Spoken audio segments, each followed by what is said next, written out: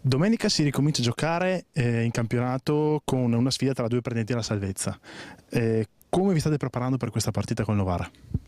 Ci stiamo preparando nei migliori dei modi, abbiamo fatto una settimana molto intensa settimana scorsa, abbiamo approfittato per la sosta per lavorare ancora meglio. È vero che ci mancano alcuni nazionali, però da domani arriveranno anche loro e la prepareremo nei migliori dei modi. L'anno scorso hai dimostrato, oltre alle già note doti difensive, anche ottime doti in attacco. Speri di essere impiegato anche più avanti, oltre alla tua solita posizione in difesa?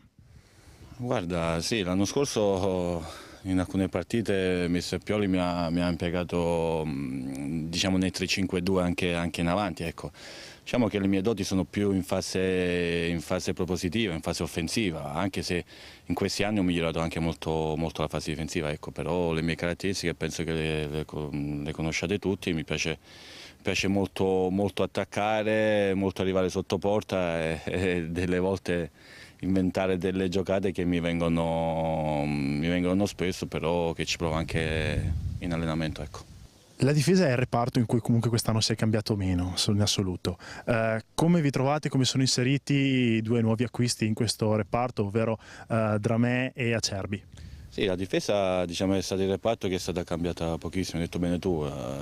Dramé è arrivato da 2 settimane, invece Francesco Acerbi si è integrato molto bene col gruppo, è un ragazzo molto solare, molto disponibile e diciamo che l'anno scorso ha giocato, diciamo, con la Regina dove ha fatto un ottimo campionato, ecco. Diciamo che la difesa, ecco, abbiamo fatto la quarta miglior difesa l'anno scorso, anche 2 anni fa, e speriamo di ripeterci anche quest'anno. Facendo tutti scongiuri, nel caso tu riuscissi ad andare in gol questa domenica, la maglietta con la dedica ce l'hai già preparata? La maglietta con la dedica, spero di non dimenticarla come ho fatto l'anno scorso col Napoli, però diciamo che devo imparare a non toglierla tutta la maglietta perché vengo ammonito e gli allenatori poi si arrabbiano, come è successo 2 anni fa con Di Carlo e l'anno scorso con Pioli. Se segnerò la farò vedere mia figlia con mia moglie, però la azzerò soltanto senza togliermela. Grazie mille.